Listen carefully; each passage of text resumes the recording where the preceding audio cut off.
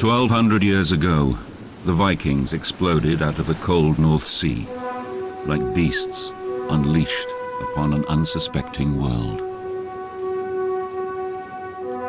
They came from the land of fjords, a land hard to farm and bitter clan rivalries, modern-day Scandinavia. They left behind legends of their violence and courage, sagas of exploration and conquest, along with treasures buried in their Scandinavian homelands.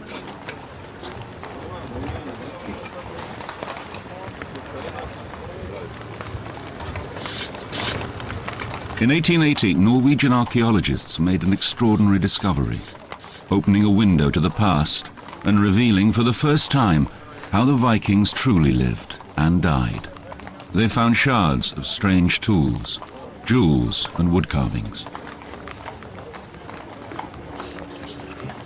It was amazing. It transformed Vikings from a marauding culture of the north with supposedly horned helmets and swords descending on Europe into a people who had a civilization as complex and as artistic as any in Europe at the time.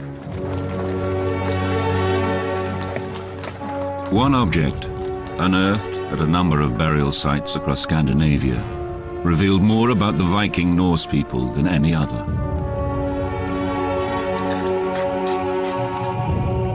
A grave ship, buried as a tomb and filled with the goods its owner needed for his voyage to the afterlife.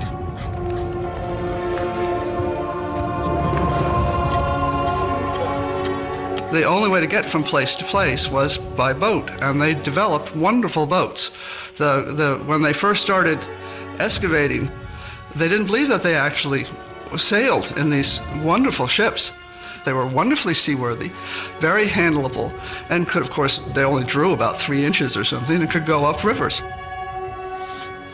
One of the wonderful things that the Vikings did oftentimes with their great personages was to bury them in their ships with all the implements, because they felt that they were then going death brought a journey.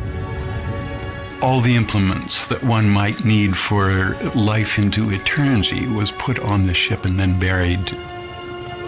And so it's all very well preserved. Who were these mysterious barbarians with their elaborate burials? And what drove them to dominate the Dark Ages?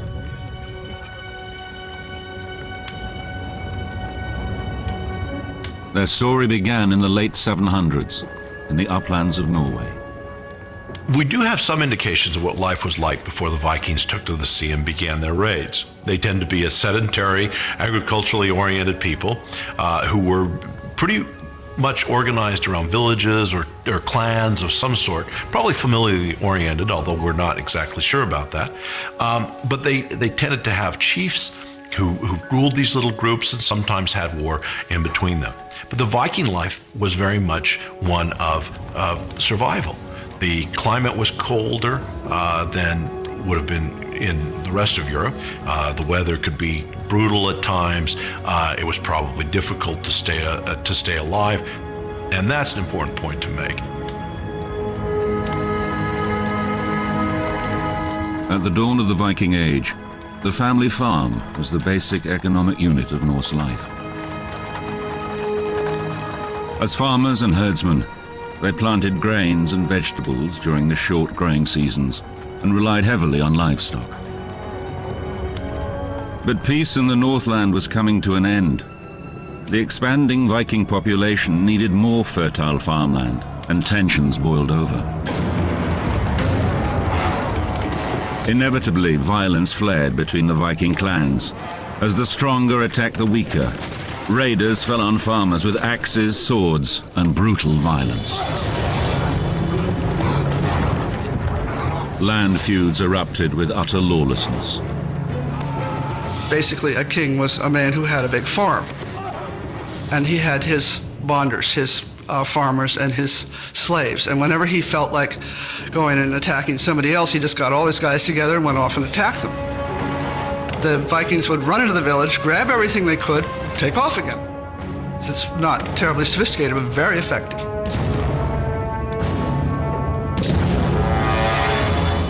Some Vikings, however, set aside their differences and prepared to seek their fortunes elsewhere. The hands and tools that once shaped the cross beams of barns turned to another task. Along the shores of the northern inlets, boats were built. Boats that changed the lives of these people. Viking longships.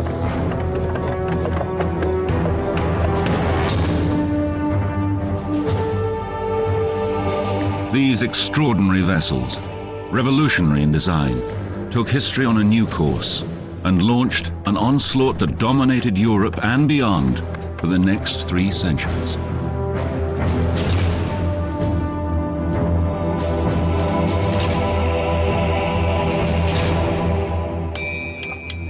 In the longship, Vikings drew on generations of boat-building techniques and seafaring skills. There would have been no Vikings without the Viking ship. And it is that evolution of that technology that allowed them to make such a mark on history. In time, they learned to make boats that were seaworthy enough to travel the North Atlantic. This was really what gave the Vikings their long reach. You could put one of these boats together in maybe a month or 6 weeks. And the design was always exactly the same. And they would make the boat either as broad as they needed for calm waters or as deep as they needed it for open oceans. And if they wanted a boat to go up the rivers of Russia or in Europe, a raiding boat that might go into the heart of the continent, they could make the same style, the same construction technique, but just a small version. They were light enough to be carried over portages, they could be dragged up rivers, and they could be sailed. And that was one of the important features because the boats were swift like lightning and there wasn't anything that could catch them. It's no longer a coastal vessel like many of the Mediterranean ones were. They would make the jump from Norway to Scotland and from the Faroe Islands to Iceland and from Iceland to Greenland over open waters that were far too dangerous for coastal vessels ever to take on. And the Vikings weren't frightened by this, and they had the technology to make it happen. The result was a boat with a low draft and high adaptability, a technological marvel for its day.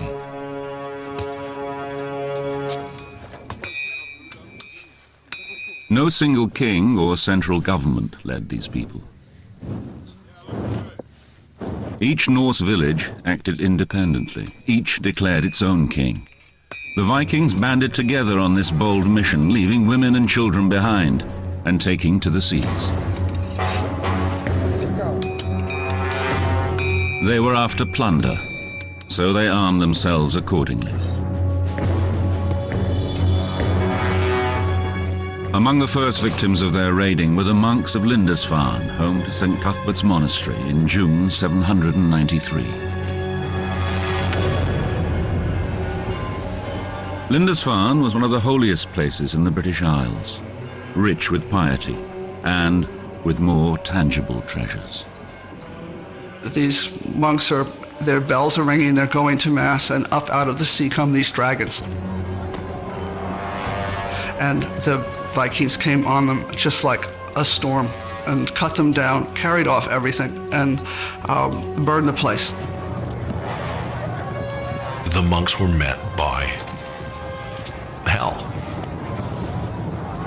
And they described it often as if the devils from hell are being unleashed on them. The Vikings were warriors, there's no doubt, but they lived by intimidation, fear, and terrorism. They were raiders. They weren't soldiers.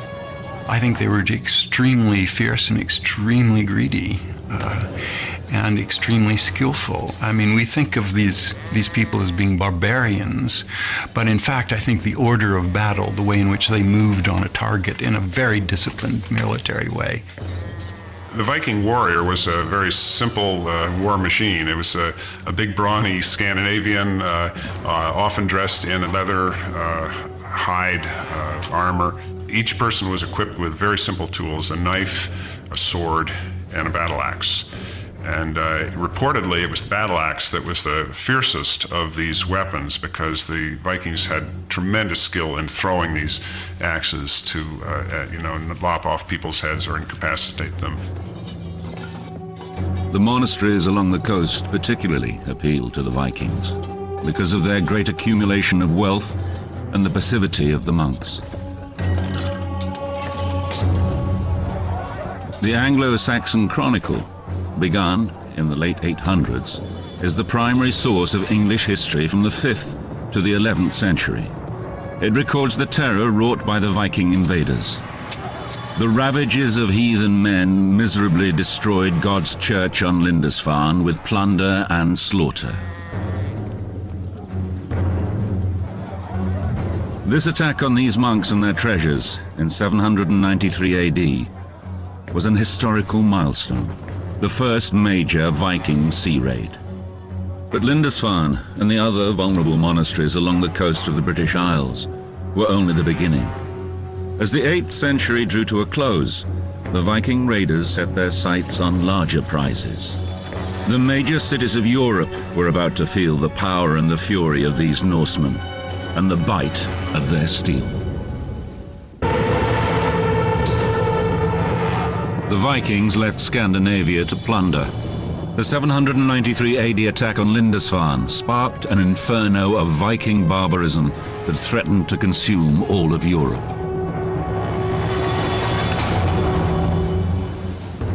By the middle of the 9th century, only 50 years or so after Lindisfarne, word of Europe's removable wealth had spread.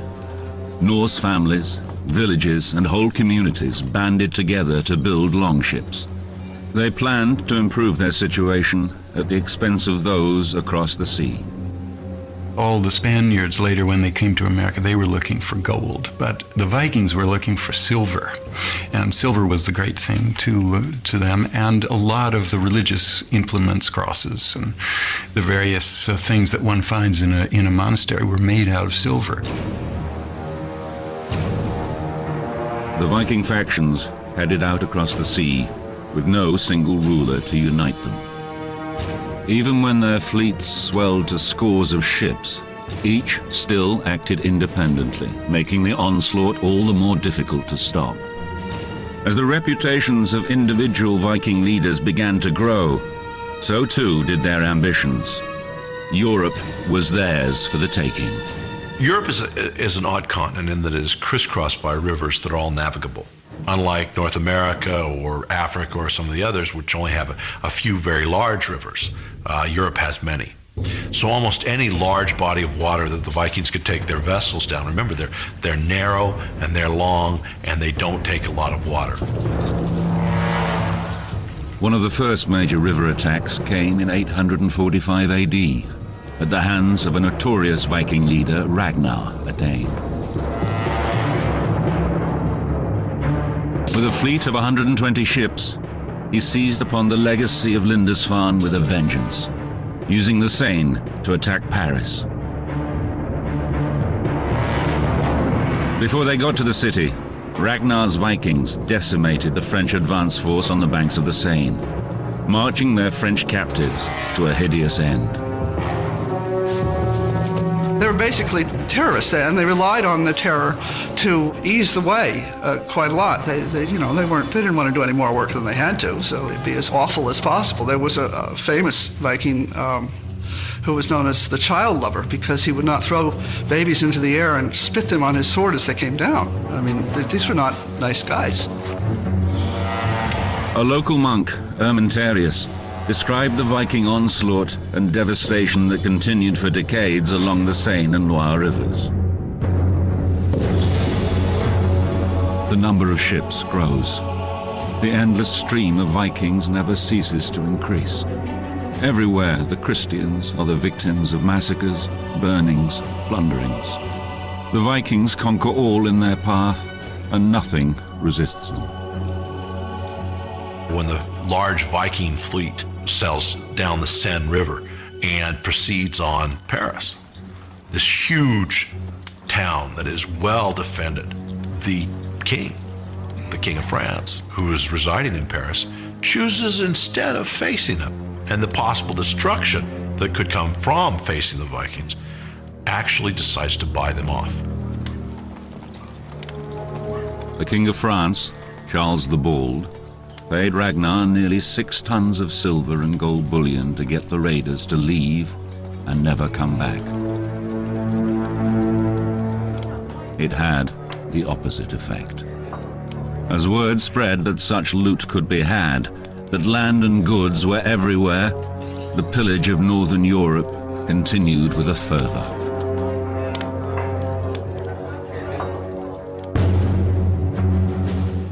Between 790 and 1100 AD, Vikings followed every major river and water route into the heart of the continent. But for the Vikings, a new world awaited. Norwegians wrote perhaps the most colorful chapter in Viking history. As fearless explorers, they colonized Iceland and Greenland as they pushed further west. With this colonization came the story of two legendary Norwegian Vikings, Eric the Red and his son Leif Erikson. In the late 900s, Eric became the first to settle this unforgiving land.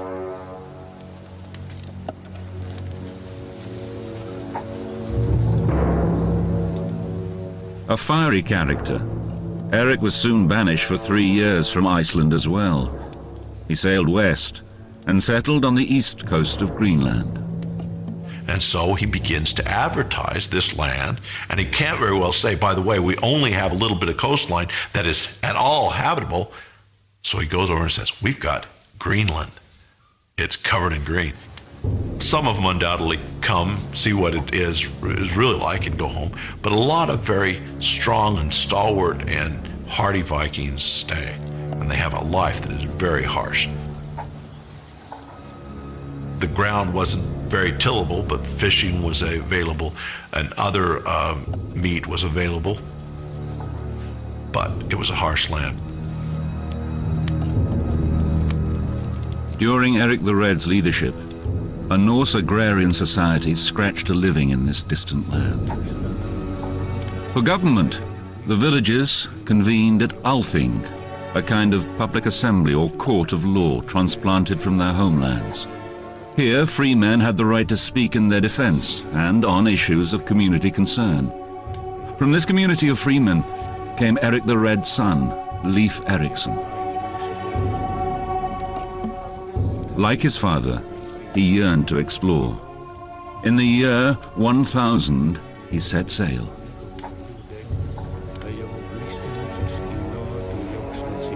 Leif Erikson follows a rumor. Another Viking before him has left an account that he was traveling to the west to go to the other colony in Greenland, and gets blown off course.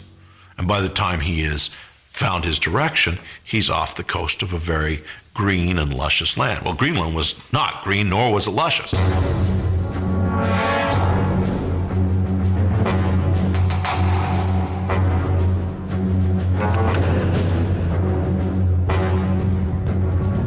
This is a fascinating thing, and still very controversial in a way. I personally believe that America was discovered by the Vikings in or about the year 1000. Leif Erikson's village in Newfoundland has been carbon dated, for example, precisely to the year 1000 AD. So we know that Vikings were at least in Newfoundland, and probably farther to the south than that. The Greenlanders' attempt to settle here failed. The Newfoundland colony lasted only a decade. But 500 years before Columbus made his epic journey, Vikings had linked the eastern and western hemispheres. After wintering in Newfoundland, Leif Erikson returned to Greenland and introduced something new to the island settlers. With the same tools that built the longships, they built the rugged crosses of a new religion. They decided that they would convert. Leif Erikson went to Norway, where the king asked him specifically to take Christianity to Greenland and to Christianize Greenland colonies, which he dutifully did. As Viking influence spread, the wider world in turn shaped Viking culture. Their leaders saw Christianity as a means to unite the clans, and ultimately to wield more control over them.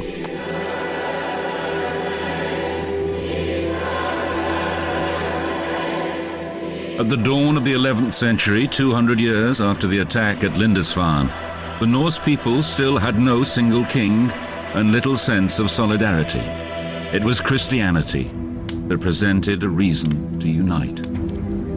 But the Christian Vikings experienced resistance from their pagan tribesmen to give up their ancient gods. The kings began to go for Christianity because it helped them. It helped them consolidate power. And they began to impose it on these people. And there was a lot of struggle. The people didn't like it. They didn't want to give up their old ways. They were afraid of giving up their old ways. There were some Christian missionaries that came on the island and went around and converted a few, but there were a lot of skeptics.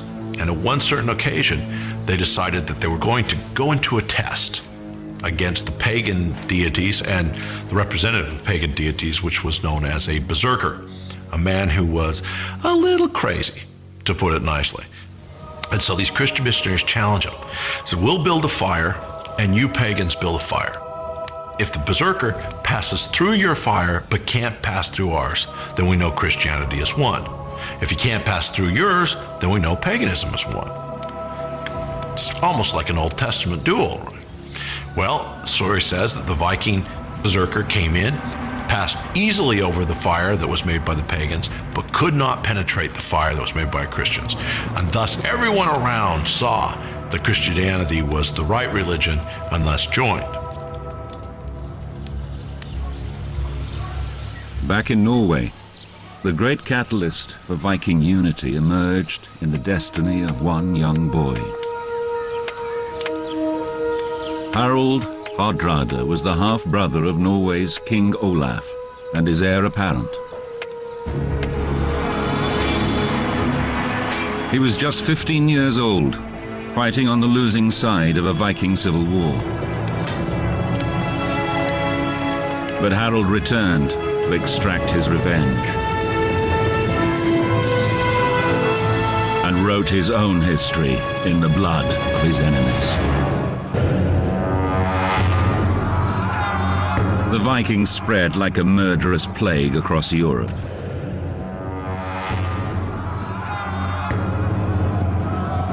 The first to fall were unarmed monasteries, but soon the invaders took terror deeper into the continent. Eventually, the Vikings turned upon themselves. Norway was locked in civil war. In 1030, the Battle of Stiklestad pitted forces loyal to current Danish ruler Knut the Great against Norwegian King Olaf.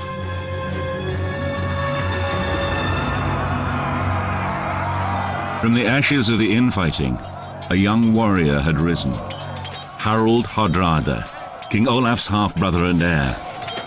In the middle of the 11th century, as Harald grew to manhood, he developed the ambition to lead and unite Norway. But first, he had to win the power to do so.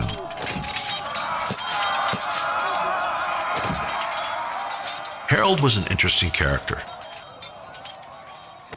He begins his Viking regime, if you will, when he's a young man. At 16, he's wounded in a battle that will eventually take his royal brother's life, and he is to flee. Harald Hardrada faced exile in the faraway northern lands. He headed to Sweden, and then eventually to Kiev, a thriving trading city in what is now the Ukraine. In 1031, he followed the route of the Swedish Vikings, who had established trading centers during the previous 2 centuries to access exotic eastern goods. The Swedes came as violent raiders, but stayed to become traders. Through trade, Kiev connected the Norse world with the wider world of the East. When they find coin hoards of this period, the coins are from all over the world. And they found like little statues of Buddha in the ruins of Hedeby. And these were the connections of these people. They're far more important because of this than because of the bash 'em smash 'em stuff. Harald realized that without a market for his plunder, his power was limited.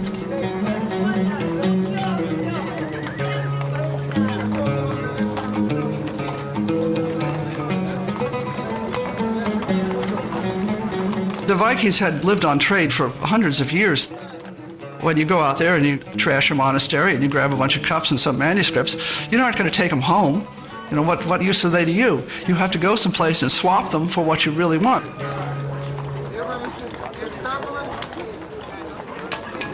But material goods made up only part of the trading. The Vikings also dealt in men.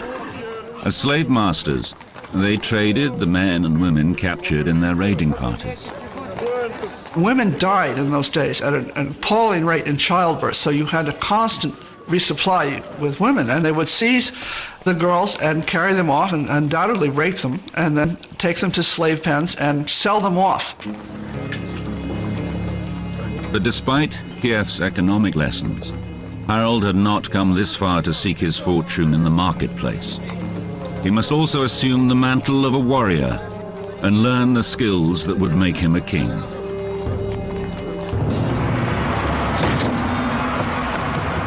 By the year 1038, Harold had grown confident and hungry for plunder, leading an elite force of Viking mercenaries.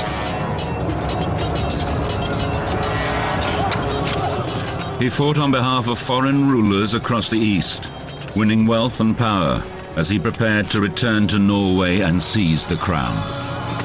In Sicily, Harold demonstrated his legendary resourcefulness. Harold's generalship is characterized not necessarily by great courage, but by great slyness. And this is a major Viking virtue, is rather than go and just bash people over the head, if you can be sneaky, they prefer that. One of his tactics was they came to a city and they besieged the city, and he had his men capture the little birds that were flying in and out of the city. And with pitch and string, they attached little burning twigs to the backs of the birds and let them go. The birds flew back into the city to their nests in the thatch, and immediately started the city on fire, so they took the city. In King Harold's saga, 13th century Icelandic historian Snorri Sturluson told of the plan's effectiveness in conquering Sicily. At that, all the people came out of the town begging for mercy, he writes. The very same people who had been shouting defiant insults at the army and its leader for days on end. Harold spared the lives of all those who begged for quarter and took control of the town.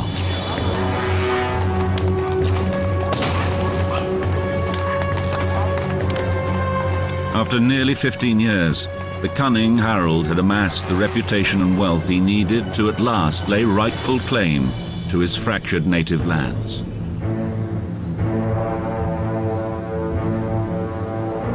In 1046, he headed back to Scandinavia, a famous mercenary with the riches and ambition of a king, but without a title.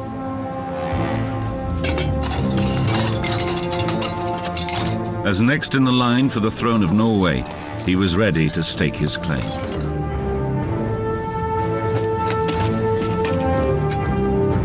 Problem is his nephew's on the throne now.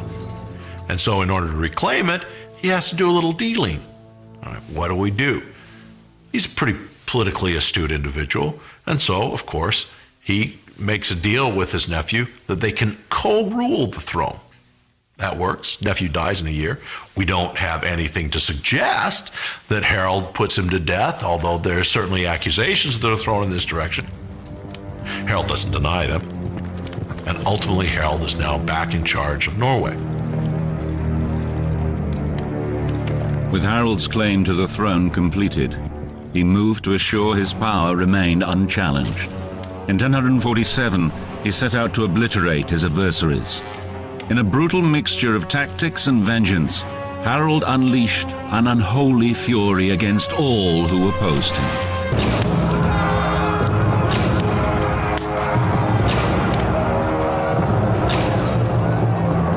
In 1047 AD, after years of gaining power, Harald Hardrada became king of Norway. He ruled the Vikings through sheer force. Harold's men were merciless as they lay waste to the farms and villages of those who opposed him. Their message was simple: submit or die. Across the country, Harold's enemies paid the ultimate price for their disloyalty.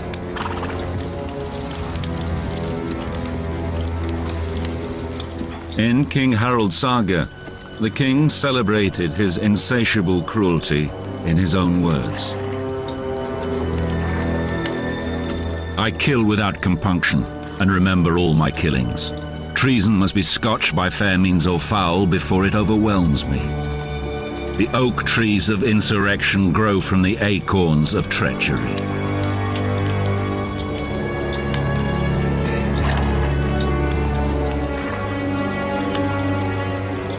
With the insurrection crushed, a celebration was in order. King Harold's faithful supporters filled his longhouse for a lavish celebration. If you had a lot of money, if you had lots of gold, you were a very big he in the Vikings because you gave it away to people. This was how they accumulated their armies. Well, you've got to feed these guys, and also you've got to be able to lay gold on them because that's what they want.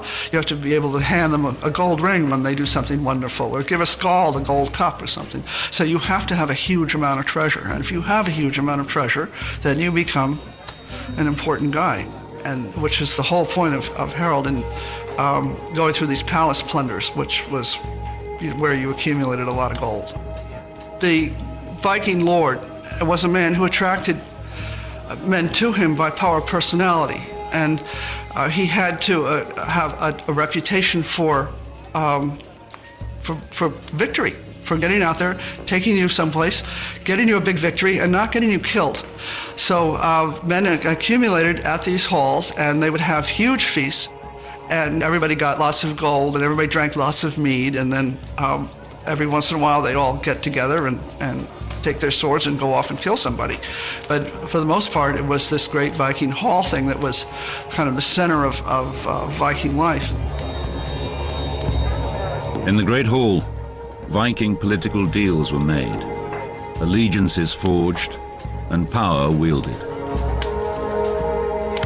It was a very fluid system that allowed Vikings to take advantage of, whatever the situation was, and to move and reformulate. And it could flip over in an instant if a leader fell or was killed in battle or humiliated or something happened, and somebody else would rise up immediately, often from a totally different direction. With Kiev as his model, King Harold set out to create a major trading center at a strategic seaside town where goods from all over the world would be available. The town was Oslo, destined to be one of the region's great ports.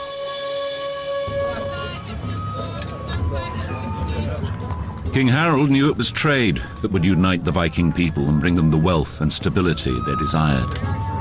The markets of Oslo brimmed with goods from Viking farms, wheat and vegetables, furs and fabrics.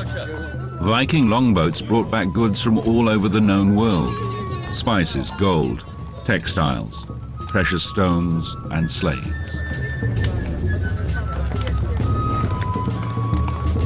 Pottery and glass from Germany were traded, silver jewelry from France, and coins from the faraway Arab lands.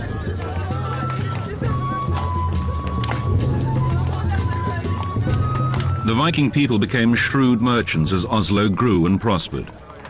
The ordinary life of this trading community was revealed in the goods interred with them: gold, engraved weapons, jewelry, the ordinary wooden goods of the Vikings themselves. But the development of a major trade center only whet Harold's appetite for greater riches and control. Harold decides a bigger target is in order, and that target is England. And he gets on a boat, number of boats, of course. He's joined by the rebellious brother of the King of England, and off Harold Harthrothi goes.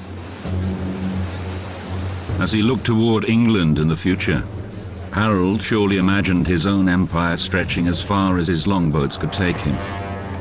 The one-time refugee had gained astonishing power and political clout among his belligerent people. He had already conquered the toughest of his own Viking enemies. His actions were met with little resistance. England and all its wealth seemed within easy reach of his iron grasp. But awaiting Harold and his men was a tough and disciplined army, and a struggle greater than any he had faced. In late September 1066 AD, a rider bore dark, urgent news for the city of York. The Viking king Harald Hardrada was approaching. The English knew well his reputation for brutality. Only swift action and great courage could stop him. Harald began his conquest on the coast, and after winning a quick succession of violent conflicts, his victory looked all but assured.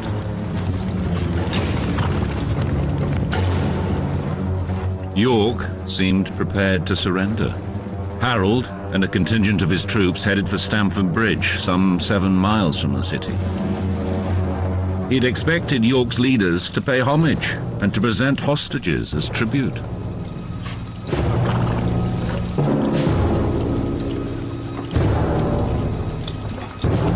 In fact, Harold was so convinced that the north of England was already his, he had less than the full complement of his men with him, and they left behind their armor.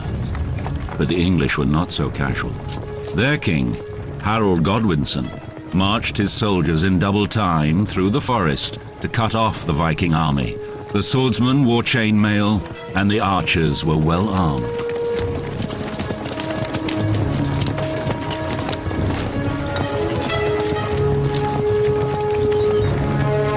When the English army shows up, at least the sagas tell us, they're completely surprised as they see the armor shining in the sun of the midday, coming closer and closer to them. They don't know who it is. But as it gets closer and closer, they recognize who it is. According to King Harold's saga to the Vikings, it looked like a sheet of ice when the weapons glistened. A fateful decision took Harold. Rather than retreat and wait for the rest of his troops to arrive from the ships, he wanted to fight. At one point, the English pulled back. Harold sensed victory, and his forces broke formation. There's a story. One warrior stood on the bridge and held off all the English. These were tiny, tiny armies, but that's not unheard of in the Middle Ages, where battles with large numbers of armies are not that common. According to King Harold's saga, Harold rallied his men with these words: "Carry your head always high in battle, where swords seek to shatter the skulls of doomed warriors."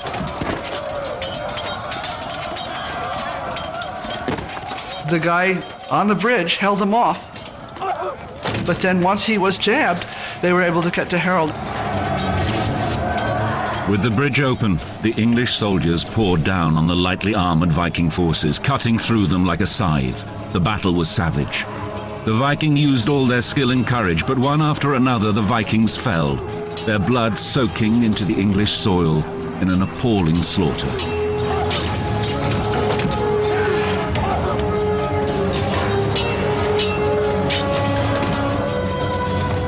The Viking sagas recount the struggle.